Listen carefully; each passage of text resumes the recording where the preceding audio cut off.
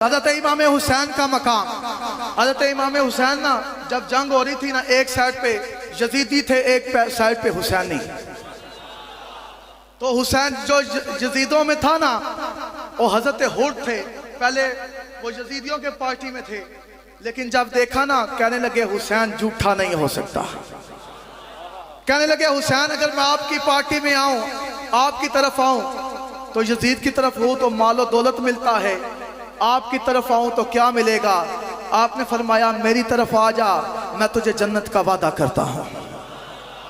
जब जन्नत का वादा कर दिया ना, तो हज़रत हुर का जो भाई था वो खड़ा था, वो देख रहा था।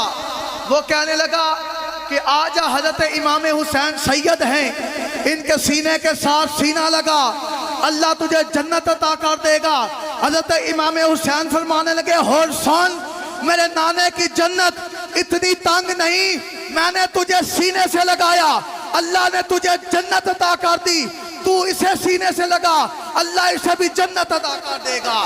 क्योंकि जो अली की रूह का चैन है, जो नबी की आंख का नूर है, जो अली की रूह का चैन है, कभी देख अपने ज़मीर से, कभी पूछ अपने खमीर से। वो जो बिक गया वो यजीद था, जो न बिक सका वो हुसैन। नारे तकबीर।